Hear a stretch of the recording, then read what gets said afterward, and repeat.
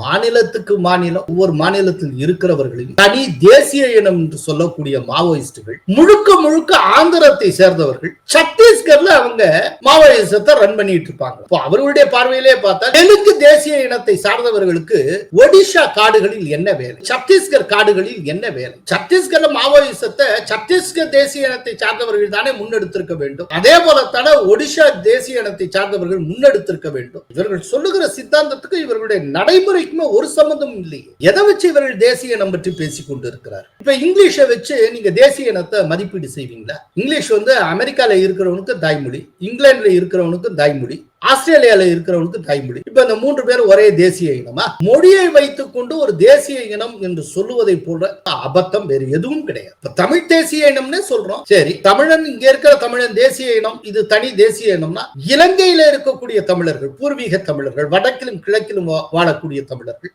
இந்திய தமிழ் தேசிய இனத்தின் ஒரு பகுதியா? இந்த முதல்ல இலங்கை தமிழர்கள் ஏற்றுக்கொள்வார்களா?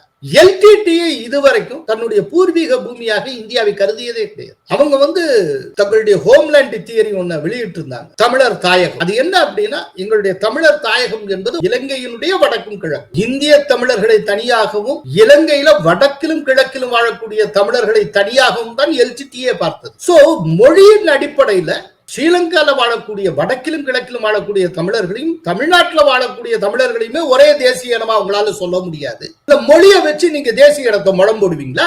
இந்த அர்த்தமற்ற குருட்டுத்தனமான பார்வையினால தான் இன்றைக்கு கண்ணுக்கு முன்னால் மாவோயிசம் வீழ்ந்து விட்டு இருக்கிறது. அது அதுவாகவே தனக்கான கல்லறையை தோண்டிக் கொண்டு அந்த கல்லறையிலேயே படுத்தும் விட்டது. இனி எழவே எழாது.